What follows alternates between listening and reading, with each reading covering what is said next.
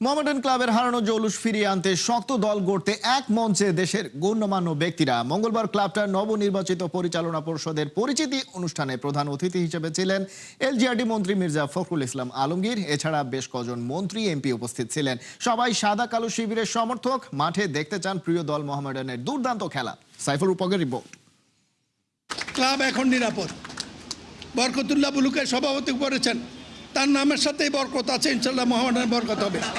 হারিয়েছে জৌলুস, ট্রফির শোকেসে যেন ধুলো জমে গেছে। সাদা কালো শিবিরে প্রাণ ফেরাতে দক্ষ সংগঠক আর শুভাকাঙ্ক্ষীরা এক হয়েছে।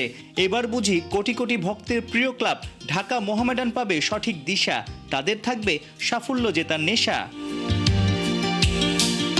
ঐতিহ্যবাহী ক্লাবের নবনির্বাচিত কমিটির পরিচিতি অনুষ্ঠানে কে নেই? এমপি মন্ত্রী থেকে সাবেক তারকা খেলোয়াড়রা। মতিঝিলে দামি ফ্রেম, দারুণ মিলন মেলা। ছোটবেলায় যখন রেডিওতে খেলা শুনতাম তখন এই মোহামেডান ক্লাবের খেলা শুনেছি, আমাদের তৎকালীন পূর্ব পাকিস্তানের এবং কলকাতার মোহামেডান স্পোর্টিং ক্লাব। সারা দেশের তরুণরা যেন বিভক্ত মোহামেডান এবং আবাহনীর মধ্যে। আমি সেই তরুণদের মধ্যে একজন ছিলাম সেই সময় 79-78-এ, যে মোহামেডানকে সমর্থন করা শুরু করেছিলাম। সেই 94 আমি তখন জুনিয়র গোলকিপার হিসেবে এই মোহামেডান ক্লাবে খেলার সৌভাগ্য আমার হয়েছিল। সেই থেকে আমার পথ চলা। ছাত্র জীবন থেকে মোহামেডান সমর্থক ছিলাম, কর্মকর্তা হব চিন্তাও করি নাই।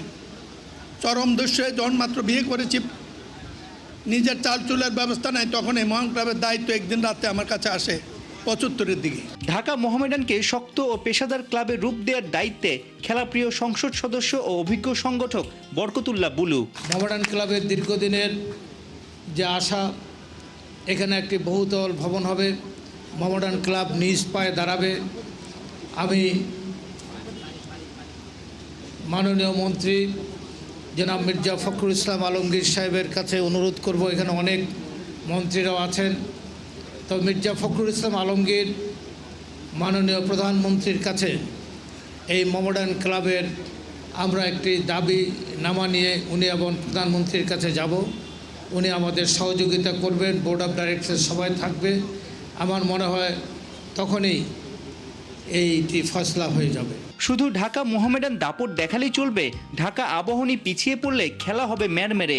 তাই ক্রীড়াঙ্গন রাজনীতি মুক্ত চায় বিএনপির এই নেতারা। সেই আহ্বানী ক্লাবে গিয়ে আমরা এখানে দলের ঊর্ধ্বে গিয়ে, রাজনীতির ঊর্ধ্বে গিয়ে আমরা খেলাধুলাকে প্রতিষ্ঠিত করতে চাই। খেলার মাঠে আমরা প্রতিযোগিতা দেখতে চাই, সুস্থ প্রতিযোগিতা দেখতে পাই।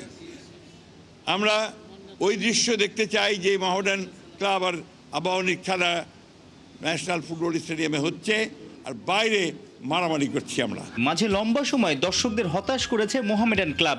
নয়া কমিটির তেলেসমাতি দেখার অপেক্ষায় সবাই। সেই মোহামেডান এখনও তার অস্তিত্ব ধরে রেখেছে, ভবিষ্যতে উত্তরোত্তর ক্রমবর্ধমানভাবে সে তার এই সুনামকে সে ধরে রাখতে পারবে। ফুটবল হোক, ক্রিকেট হোক, হকি হোক, যেইটাই দল গঠন হোক না কেন, ভালো দল গঠন হবে।